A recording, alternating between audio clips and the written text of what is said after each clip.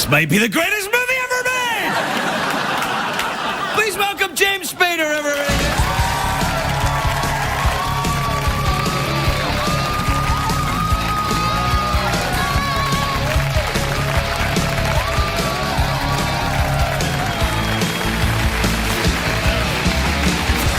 Welcome, James. Welcome. Thank you. Thanks so much for being on the show. I'm such a huge fan of you. And I wonder, it's too much to ask you right off. Where did you get oranges at this hour? We'll get to this. Don't worry about that. There's an all-night farmer's market. Oh, yeah. I was going to, can you actually do that with your ears? Hold on.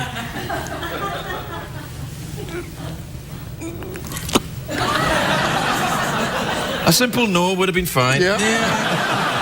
Right, we're having an experiment here. Think of this show as you know, a sort of Pee-wee's Playhouse, and we wonder. I have to see if this orange fits inside this cup. It's very important for some Norwegians are distressed, and I wondered if you'd care to join me. Yeah, I'll help. All right then. Do you want to go first? Well, how big's your orange? Yeah, I've probably got the smaller orange. So you go first because you get the bigger orange and you're the guest. I think no forcing allowed. Hey. No. Maybe Just I think I've got some gel, some kind of lubricant. This orange isn't going. All right then, that's fine. Well, that's one. Maybe try. You look very good at that. You've probably done that before, once or twice. Working as well as the ears did. No, right, okay, well, thanks for that. There you go. So you don't do... I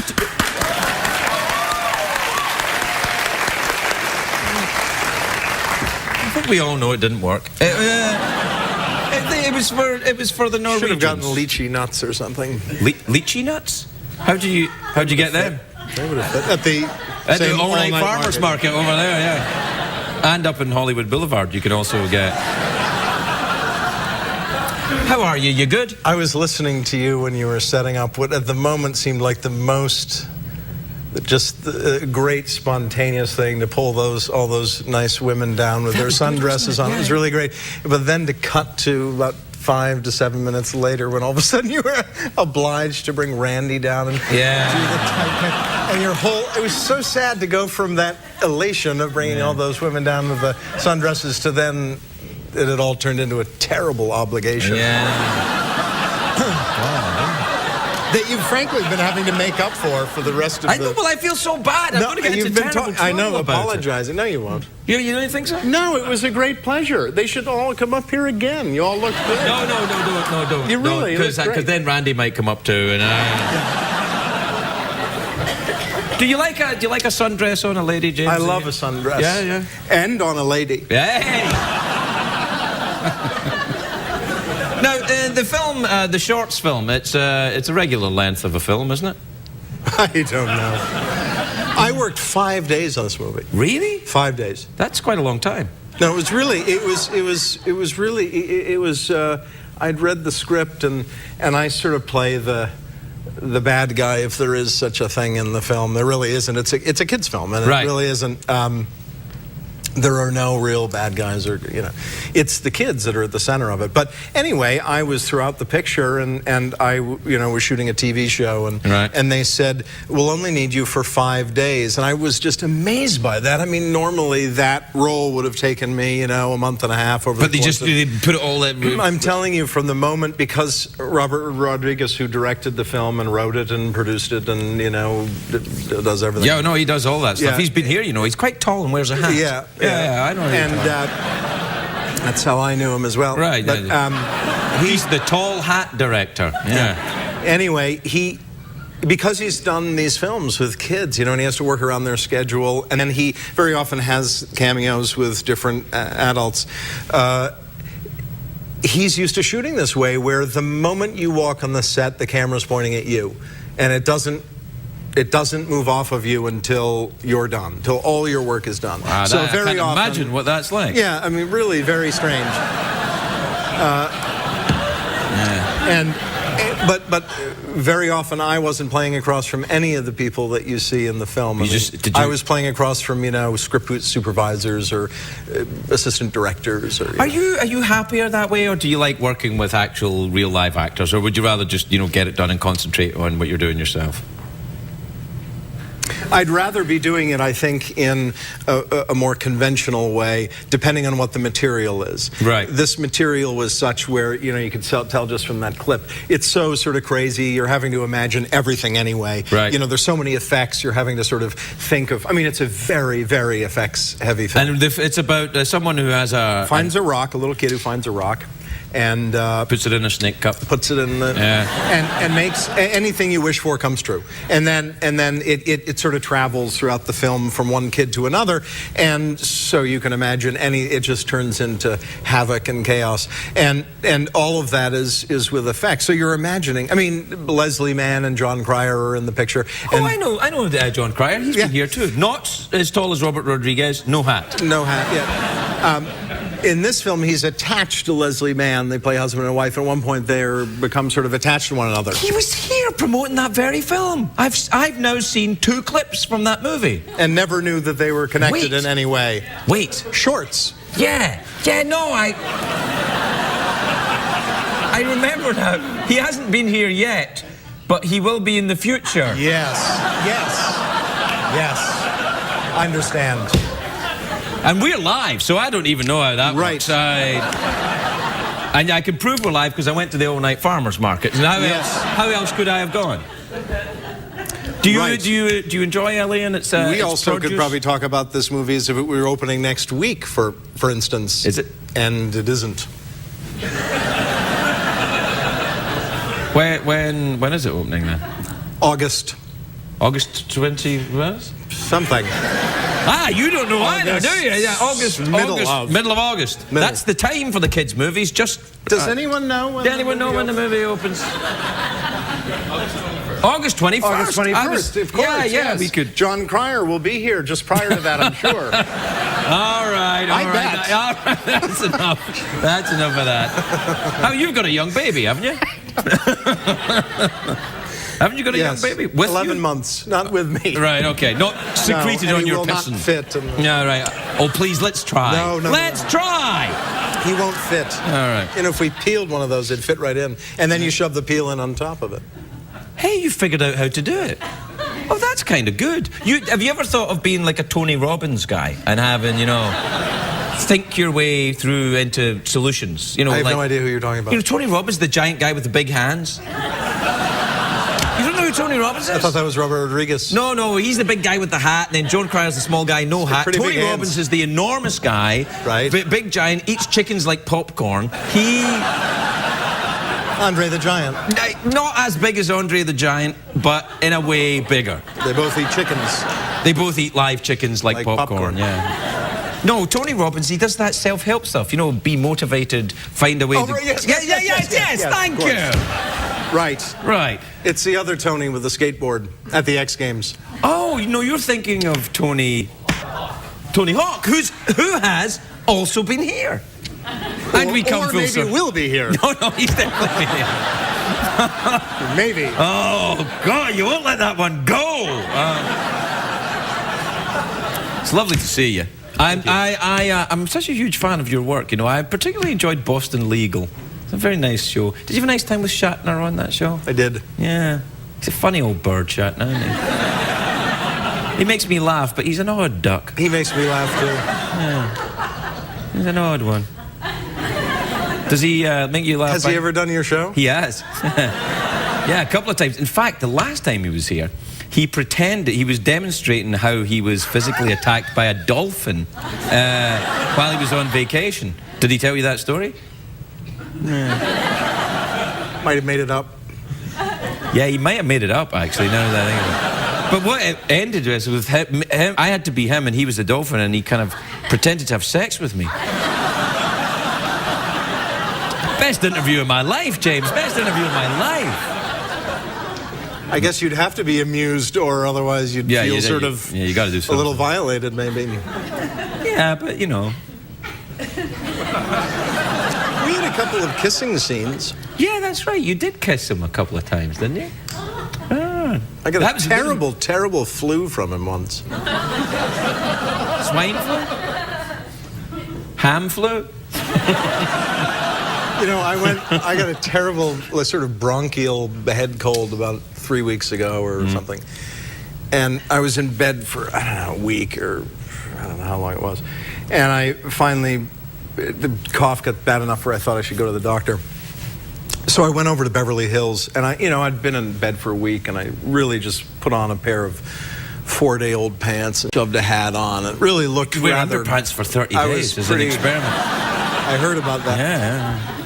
And I was feeling pretty grubby and nasty. And anyway, I went over to Beverly Hills. My girlfriend drops me off in front of the doctor's office, and I went in. And this doctor is on a street in Beverly Hills that has a lot of different physicians, but also then a lot of plastic surgeons. Right, so I think that the paparazzi sort of hang out. Right, right. I get you.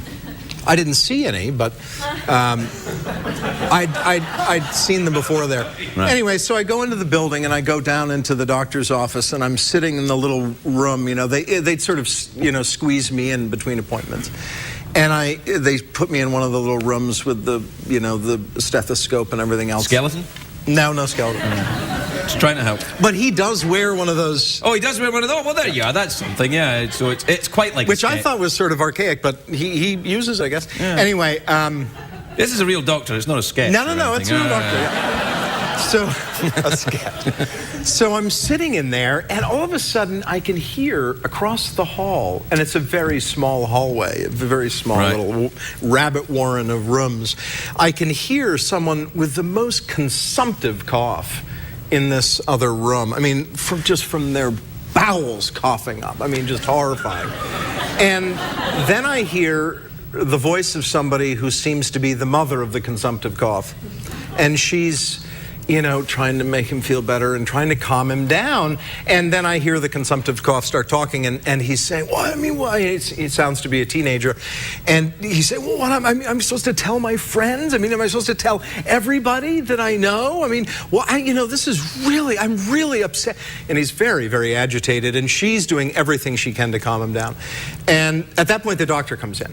And the doctor starts talking to the consumptive cough, and it becomes very clear from their conversation that he's just about to leave in the next couple of minutes to go across the street to a clinic to get confirmed. So in other words, he's in a Catholic sense? Bless you. He's going to have it confirmed that he has swine flu.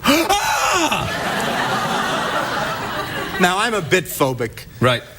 I don't know whether it's any more than anyone else because I don't have much to compare it to. But anyway, for myself, I'm a bit phobic. But I was really, my girlfriend was also about to arrive with our young baby. And, you know, I completely freaked out. And I got up and I start to walk. I got to get the hell out of here. And I walk out to the reception area, and the nurse at the reception desk is looking at me. I'm now, at this point, sort of sweating, look a little wilder than I did when I came in. I'm holding the doorknob with my shirt, you know, and I've got my arm up as if I'm going to, like, block germs, like, you know, a football player or something, you know, or in a rugby scrum. And she looks, what are you doing? I said, and I keep pointing towards a consumptive cough, and I've got to get the hell out, you know.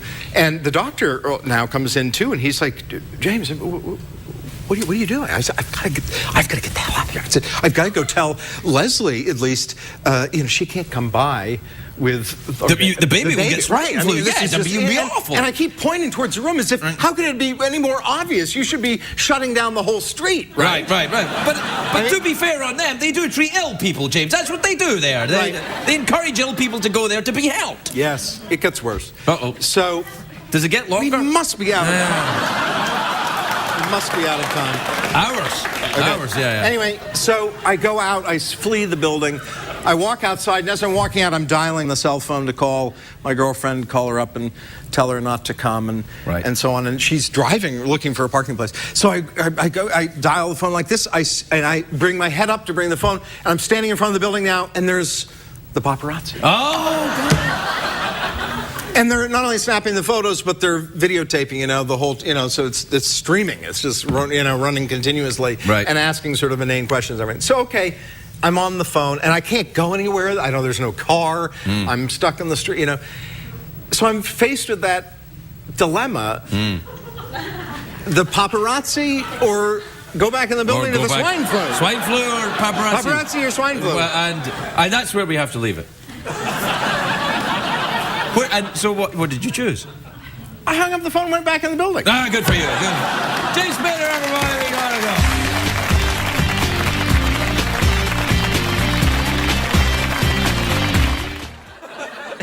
go. My first guest tonight is the star of a new Broadway play called Race. It opens on December the 6th at the Ethel Barrymore Theatre. Please welcome the glory that is James Spader, everybody. James Spader.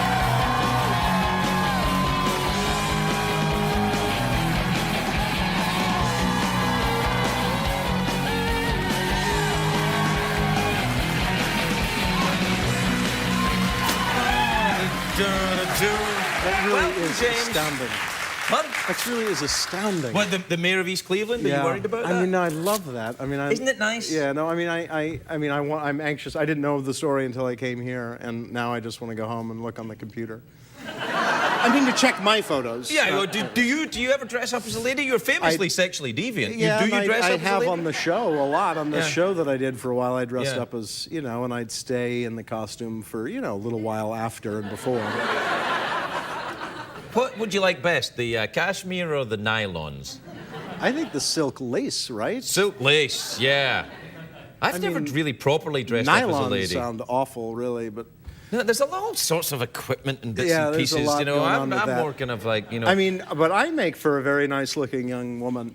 Not so young anymore, but I actually dress up pretty well. Really? Yeah. When I dress up... I mean, better than Shatner. Well, yeah, I mean, come on. When Shatner dresses up like a lady, he looks more like a dude than he did when he was wearing dude clothes. That may be on purpose, though. Yeah, maybe he's insecure about it. He might be on purpose. Have you ever been to East Cleveland? I haven't. No. Neither have I've driven around it before when I was on a cross-country drive, Do you do the cross-country drives? I've done it a lot. Oh, I like that idea. Yeah, I've done it a lot. North, south, on both coasts. What do you drive And in? then across quite a few times. Do you drive in an excellent Ford motor product who advertise on CBS? No, I've driven, actually, funny enough, in different cars, but I've also driven, funny enough, in motorhome a couple of times. Really? An RV? Yeah. Oh, I like that. In an RV. Do you... I had this funny thing that happened where thank God. I rented... I rented a couple of RVs here in Los Angeles, and I was living up in the hills at the time. And why did you rent a couple? No, at different times. Oh, right, I see. I thought it was like for you... a convoy. And your, and your transvestite entourage. Yes, exactly. And, by the way, Transvestite Entourage is a book by Regina Slang, which I recommend that you get, yes. Is he ahead, though? Does anyone know? What's that? Is he ahead in the polls right now? I think he's going to win. They figure he's going to win. We're very excited. It's looking like he might win. He, she, I don't know. I mean... Look, I don't think it's a bad thing. I mean, Hillary Clinton dresses like a dude all the time. Nobody has a problem with that. I know. So anyway, you rented two RVs? I rented one RV. Right, okay, one. And I was driving down, and it's a big RV with a huge front window and everything else. And I had just finished doing a pretty high-profile movie that had come out. What one? And I can't remember what it was, because I've gone a couple of times. Yeah. Was it Stargate? Maybe it was Stargate. It might have been. I don't know. But that's anyway, a great movie, isn't it? I guess so, yeah. No, it is. It's awesome. Anyway, sorry. I'd done this movie, it had come out and everything, and I wanted to take a break, and I was headed back east. So this story is so anticlimactic, really. What the hell? Maybe you're on the right show for that. We might get through the segment, actually, before I get to the end of the story. You'll be all right. Anyway, so I get in the RV, and I get the kids in there, and we get everything packed in, and this is a huge, it's like 32 feet or something. It's Good Lord, it's enormous. No, it's a big RV. It's a rock and roll bus. It's a rock and roll bus. Right. And a huge front window. You said that before. Yeah. Is it and two? Both times. Wow. Big front window. Right. Anyway, so I'm just thinking in terms of, I'm going to hit the freeway. And so I'm thinking, just the route I would always take. at that time, at the house I lived in at that time, to go to the freeway was just sort of down the hill and head off, you know, go to the gas station and head off. And I headed down the hill to head off, and I'm getting everything sort of set, and the kids are in the back, and everything Big window? fine. Big window? Big window. Yeah. And all of a sudden, I find myself, I realize I've driven right down into the center of Beverly Hills. Oh. And I'm driving along, and in Beverly Hills, there's always, you know, just sort of traffic. You're stopped at a stop sign, stoplight, and there's always tourists in Beverly Hills with their cameras and so on and so forth. Right. And no one could have cared less. They couldn't have cared less. But the point was, I found myself at a stoplight, and all of a sudden I'm noticing, and people are turning around, sort of looking in this big window. Maybe they thought it was for the movie. What was the movie? Stargate. Right. So they... Thank God you're here to help with the story. No. This is really. It's what I do. Thank you. So maybe they thought it was like that scene in Stargate that was deleted when the RV came back from the ancient Egyptian planet. It could be, thank God. Yeah, no, it's all right. It was exactly You're wearing that. stripy and I'm wearing stripy. I am. Yeah, it's nice. Thank you. Everything else I have besides this suit is packed to go to New York. Oh, yeah, for the play. David Mamet play. People talk very quickly in those plays. A great play. Oh, yeah. Is it really good? Yeah, a really good play. David Mamet's very clever. Yeah, and this play is really, it's really one of his classic plays, you know, really. Is he very bad-tempered, David Mamet? I imagine he'd be quite angry. Oh, you've never met him yet? No. I mean, I have met him a few times, but he hasn't struck me yet as being bad-tempered. But it's really... It's probably on his best behavior. It's just what you're describing, like with Glengarry Glen Ross, and those great pieces that he's written where it's very sharp, very funny, very caustic, very provocative, very, you know, it's a great play. Who else is in it? David Allen Greer, Kerry Washington, and Richard Thomas, four of us. And will there be singing and dancing? There won't be any singing or dancing. I see. And you expect people to go and see this? I'm hoping. Tickets are selling great already. Buy your tickets now. No singing, no dancing. No just people talking for a couple of hours? Just people talking very quickly. No one's going to see that, James. No one's going to go see it. You know what? I think actually right now we'd have to have 2 intermissions for it to last 2 hours. So it doesn't last that long? Easy evening. Oh, well, now you're getting my attention. Right, exactly. It got my attention. Yeah, no, that's It got my attention immediately. So hour and a half, we're out. Now, it's an hour and a half, no intermission? Boom, I think we're out. Hour and a half, we're done. That's fantastic. Fantastic. But once you throw the songs in? See, well, I mean, for me, perfect thing after doing the TV show. You know, 16-hour day, 10 months out of the year now, go to a play. Yeah, but you like doing the theatre, don't you? You like doing all that. Well, I haven't I've done a play in over 25 years. Oh, are you sure that this is wise? Yes, I mean, I cannot wait because of, I mean, I love doing theater, and I haven't done it in so long. As soon as I started working if you love doing it and you haven't done it for 25 years, one would suggest that your actions are not commiserate with what actually you intend to do. I mean, you love doing the theater, but you haven't done it in 25 years. I love doing cocaine, and I haven't done it in 17 years. I can tell you, I don't have any idea. Do you still know whether you love to do cocaine? No, I don't. And I think that if I were to do cocaine now, it would be cataclysmically disadvantageous to me. That could... You know, this play could be cataclysmic to me as well. And I said a word that doesn't exist called disadvantageous. Yes. What do you like to that? This play could be a disaster for me. No, it'll be great. Once the songs start, the people will... I could sing or dance before and after. I bet you could. I could go out after and say, listen, if you want to stick around, that play was only an hour and a half. You want to stick around for the next 15, 20 minutes, I'll do a couple of numbers. Just, you know, so you feel like you get your money's worth. What's that? Tony. That's not a bad idea. Yeah. That's really not a bad idea. People would like that. They would like that. It would be like... And I think it's better than, like, opening. I think it'd go out, because then it would be sort of something to look forward to. You know, the play ends, and, you know, there's going to be a little song. There's going to be time with James Spader, and you could change the songs. Like one night, maybe Jerome Kerm's Broadway, and then the next night, maybe a little Stephen Sondheim. Yeah, or from Phantom of the Opera, where they sing that song over and over again. Or might be fun every so often. Or, as you know, maybe some modern dance. Wow. Interpretive, sort of. With something in a leotard, or maybe some lace underwear. Oh, yeah, exactly. Yes. Maybe. So, James Spader, everybody. We'll be right back.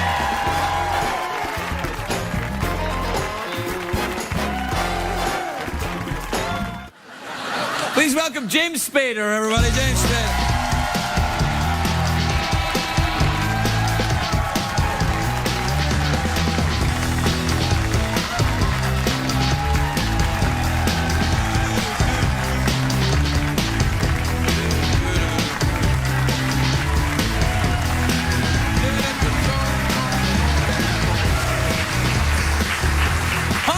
brains. I'm gonna have to watch out for that one. What, the robot? I love Jeff Peterson. What's wrong? Why the hat? What's wrong? What's wrong? See the hat anymore. Oh, the lady with the hat? Yeah, she's over. Yeah, she's so I think she was at the bathroom. Were you at the bathroom, lady in the hat? I didn't think ladies in hats went to the bathroom. I thought that was all taken care of another way. A little anticlimactic, I thought, the hat. Didn't you think in the end? Yeah, probably should not have shown that. Well, you know, my problem with the whole hat thing was that, you know, when they said, there's a lady wearing a hat, and I come out and I see the lady wearing a hat, it's a perfectly normal hat. It's not... Completely normal hat. Yeah, it's nothing I was expecting some sort of Carmen Miranda thing. Carmen Miranda, you say, eh? During the break, might have been able to grab something a little bit more spectacular. Well, you think we have giant fruity hats lying I asked for one out there. Oh, I told you to bring to you and come out wearing a funny hat. No, you see, there's a danger in that. Because you come out, Johnny Carson always said that if you come out and you have a comedy hat on, you know, after 30 seconds, you know, you're stuck with a hat. You're still stuck with the hat. Yeah. That's what the second seat is for, the hat. Putting your hat on. Yeah. Isn't that bad luck? No, putting your hat on the bed is bad luck. The bed. And shoes on the table. Are you very superstitious? Shoes on the table? Yeah, you never heard that? Yeah, shoes on the table is bad luck. No, it's all right if your feet...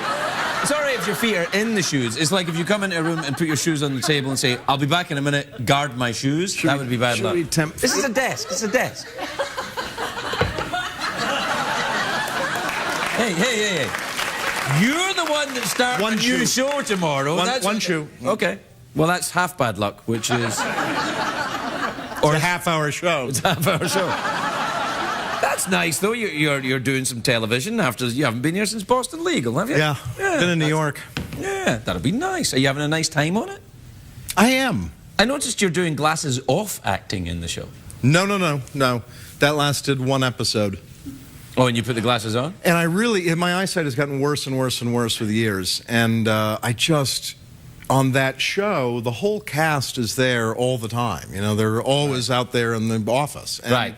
And literally the second show, I think, I was doing a big speech and looking out over all the office workers, and everybody was out of focus, and I just realized I'm not going to make it through a season, you know, without being able to see. So now he wears glasses. Right, okay, well, I think that's perfectly wise. You could try contact lenses. You ever thought of contact lenses? My eyes completely it will not tolerate contact lenses. What, they reject them? Yeah.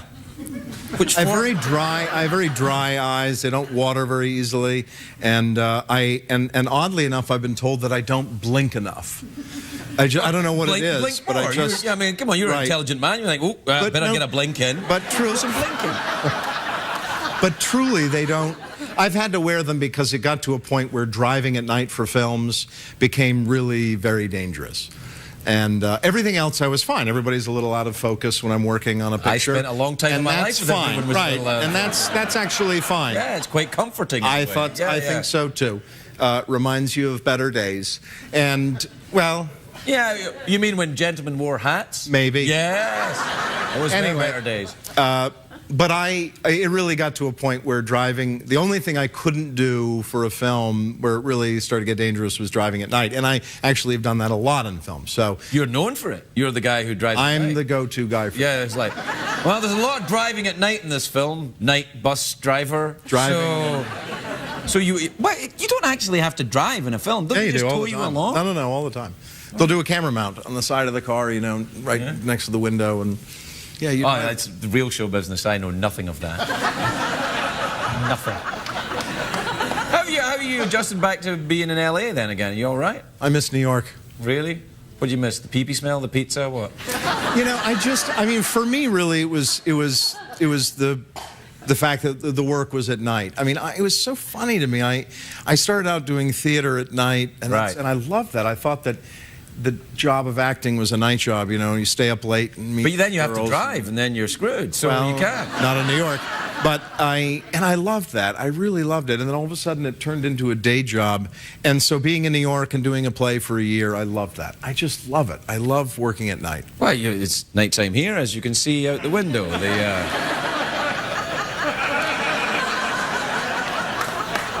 I know, man, I know. It's like, oh, you got your sunglasses? On the way to this late show. Well, I must admit, I do get a bit of that myself, you know, coming into the same job. You lived in New York for quite some time. I did, yeah, I lived in New York. I like New York. I'm very fond of New York. LA. I mean, I love California, too. I love California. LA, I'm not so sure about, to be honest. No. I like Los Angeles. I think if you... I mean, there's a side to Los Angeles. If you avoid the entertainment industry as a whole, Los Angeles is a great place. And you really can. And you can here. I know. But got to be here every day. Right. But the truth is, during all of your downtime, if you really don't spend your time going to industry, it's a company town. You do any of that? None of it. Well, how do you I do this because I do this sort of thing. It's not really show business. But right. Yeah, no, I get it. Yeah. But if you spend your time downtown, or if you spend your time at places. Is that code? What is downtown? Downtown? I could never go downtown. You mean that part of LA that everybody knows about but hasn't really been there? I live east of here. You live downtown? I live east of here. No, downtown is something they say in cop shows. I'm taking you downtown. No, there's a place down there. There's a place downtown? There's a town down there. No, you're making it up. It's a set. There is. There's a town down there. I actually have to go downtown quite soon. I've got jury service coming up. Do you really? Yeah, I do. Yeah. Here's how I'm going to get out of it. Guilty. Actually, that might get me on, or not guilty. Last time I did jury duty was in New York. I had a ball. I almost got sequestered. Wow. I was so looking forward to getting sequestered. And they sent me home to get my toothbrush and everything. I was very young. I thought, this is great. I was fascinated by the case. Was that a big trial? No, not really, But it was just all of it I just thought was fun, And then they sent us home to get overnight stuff. I went down to the courthouse again, and it was like a gun possession and, someone's pulled a gun on somebody or something. Right. I don't know. And when I got back, and it really was, and I think the jury at that point, when they were going to sequester us, we were pretty deadlocked. I mean, there was a few of us that were for not guilty, and some for, it was really, it really was sort of split. We came back, and they took us into the courtroom, and they were sort of sitting, and then they took us out of the courtroom into the jury room. We're sitting in the jury room, and we're sitting there for a while. And it became clear that something funky was going on. They brought us back into the courtroom again, and the guy had settled.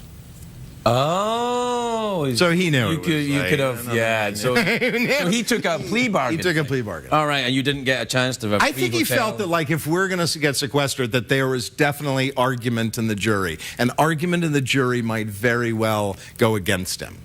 Either that, or the prosecution felt it's going to go for him because there's argument in the jury. In which case, they really, they gave him a great deal. I really miss Boston Legal, man. You do? Did you watch the show? Really? I watched every damn episode of that show. You were great on that show, and I just remembered it right there when you did that whole court case for me. I was like, you were great on that show, man. That was a great show. It ended at the perfect time, though. Yeah, yes. You can't do it forever, but it's a great... That Kelly can write, can't he? That was fun, yeah. Good Lord. Anyway, we're out of time. So,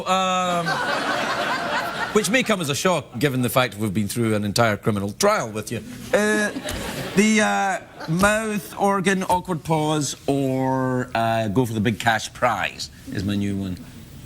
I don't know. Not the mouth organ. Okay. So we have two remaining then. We have maybe an awkward pause. I'm very good at those. I'm not really sure I know what that is, but... Well, we just, have an awkward pause. I'm good. We can add a subtext if you like. Whatever you'd like. Okay. I find you wickedly attractive, and I'm trying to sneak a look at your genitals.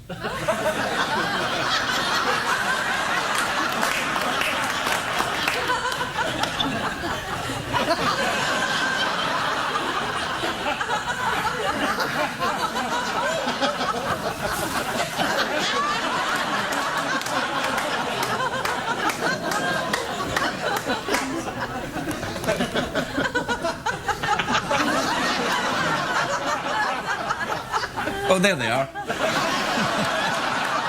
James Spader, everybody.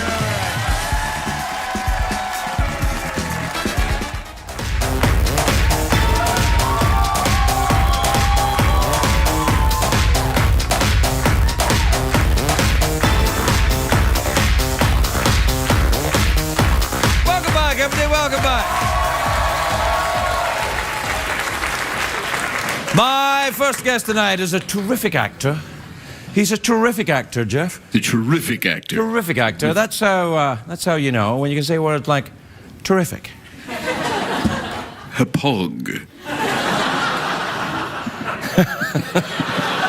He is a terrific actor. He's in the new film Lincoln, which is in theaters now. Take a look at this. Please welcome James Spader, everybody. James Spader.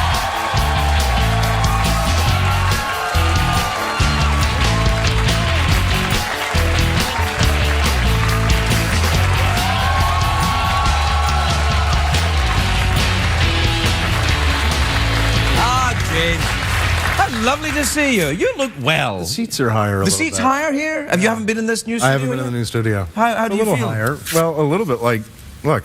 Oh, really? Hold on. Let me see if I've got... I keep a thing here in case Tom Cruise is ever on. Hold on. There, how's that? Yes, there you are. It's like you're at home. And we're at the same height now. Yes, that's a little more like it, isn't it? Yeah, I think so. There's a convention in talk shows to have the guest sitting lower than the host. But when I did that here, people complained. You've lost a lot of weight. Yes. I've gotten a haircut. You look great. Thanks. What the hell, man? Why are you doing that Hollywood dust thing, complimenting me, and then something bad's going to happen? How do I look? You look fantastic. Okay. That's what yeah. My God. No, it's great. You look great. And, Stop. And congratulations on the film, Lincoln. What's it about? Ah! It's a big hit, though. Well, it's a little early to tell. Well, it's a big doing hit. very, very well. Well, and also there's Oscar buzz, of course, for you. Get out. No, I'm just saying. People say that. I haven't seen the movie yet. I know. All right, so I don't know. But I've read the book. I have. I read the book on which I read Team of Rivals. Oh, you did? Yeah. Yeah. It's very... The book was actually... The book and the screenplay were both sort of concurrent. Right. Doris and Steven Spielberg had gotten together years ago, and she said she was going to do a book on Lincoln. Right. He said he'd always want to do a film about Lincoln. He said, I'll buy the book. As far as Karen's Goodwin, it's going to be good. And so he said, I'll buy the book, right. and so on. So she, headed off and started researching it and writing it. And then he started the process as well of sort of developing the film and so on. And then Tony Kushner came in a few years later, the playwright and screenwriter. And they had tried a couple of other people, and then Tony came in. First screenplay came in at 500 pages. That's a little long. Yeah. The normal length of a screenplay is and he basically said, I think he said to Stephen, pick a month, because the film really only encompasses a few weeks near the end of Lincoln's life. Yeah. I mean, it's political. It's a sort of a political thriller, and it takes place in a few weeks in January 1865, and it's basically about the passage of the 13th Amendment. Right, which was the amendment which? Abolish slavery. Exactly. So Thank you.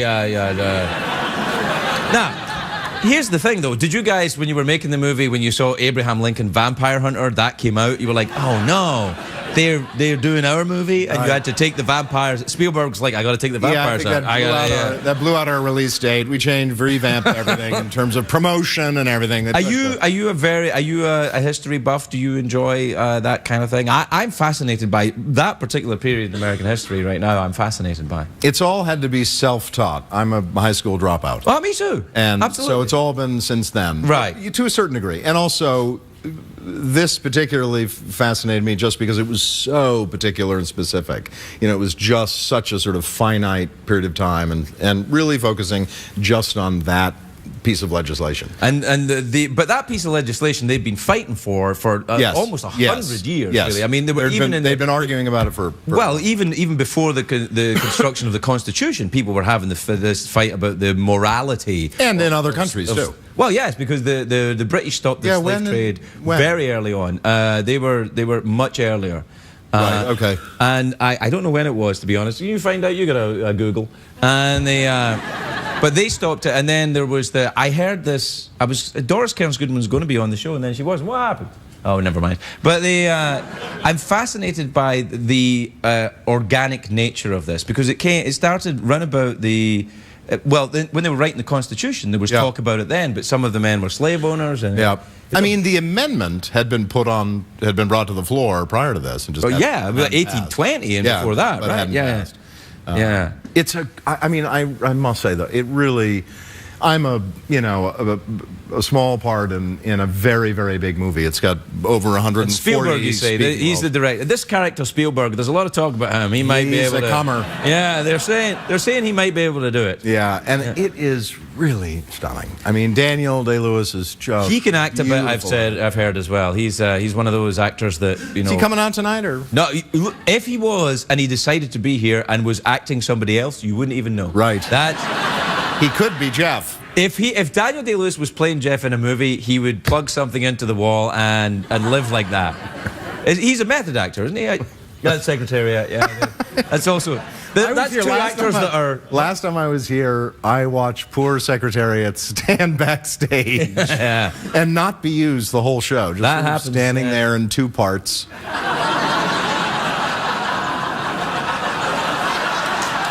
Secretariat actually says no, he was not in 2 parts. Secretariat now has his own stables with a beautiful view of the parkland beyond. Where it is always daytime, even although it's nighttime. Yes, beautiful. What a lovely evening it is tonight. It is, it's beautiful.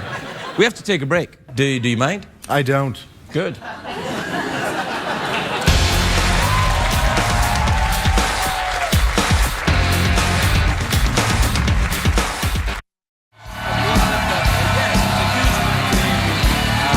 What? It was a huge humanitarian movement because the conditions of the slave trade were so abhorrent. Right. And it was becoming known. And welcome back, everybody. I was talking to this guy. And so we got the date on when the British abolished slavery, which was 1833. Is that right?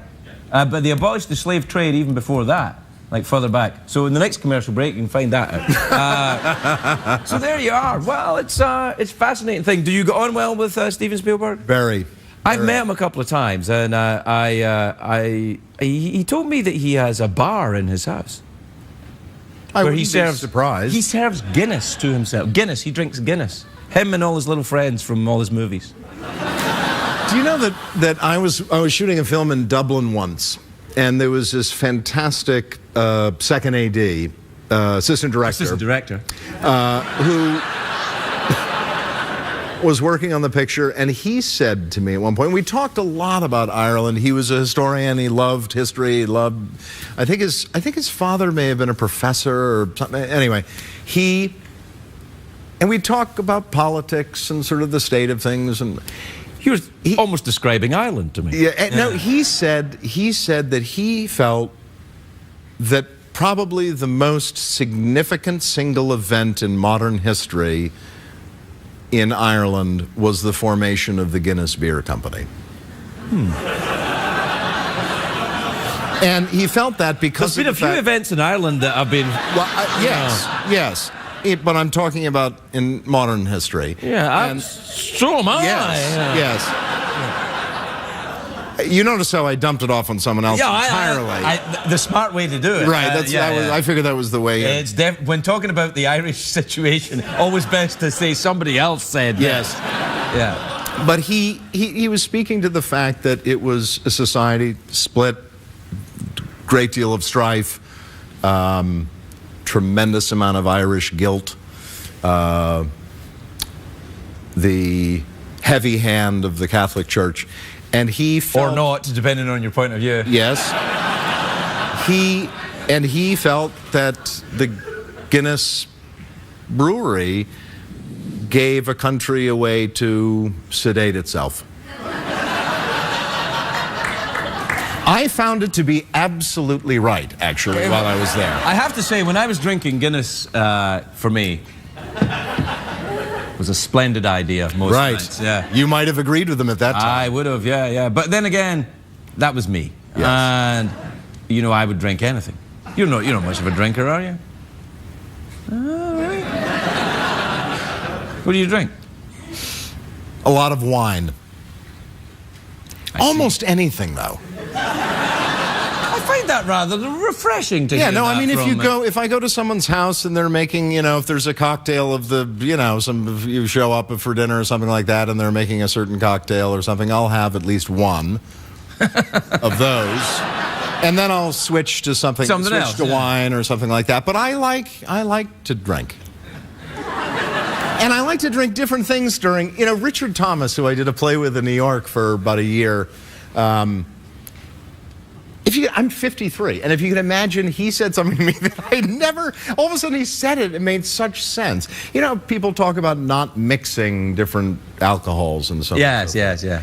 Well, he said that's just a bunch of hogwash. He said that's just... Uh-oh. You don't... I mean, he says alcohol, the alcohol content is the alcohol content, and however it's dressed up doesn't matter. You know, I mean, generally, what would make you sick is the fact that if people who are mixing lots of different drinks generally are just drinking too damn much. Yeah. But he said to me, it doesn't really matter. And you know what? I have been living that way ever since, and I'm absolutely fine. Fair play to you. Spader, everybody. We'll be right back. This is the first time it's happened to me. It's a very rare thing. I mean, Spader's had about half a dozen of them, but he's a terrific actor, isn't he? Yeah, he's a lovely man. Crazy. No. Yes. No. Yes. I spend every day with him. He's totally sane. Well, only maybe to you. Maybe you're crazy too. You never know.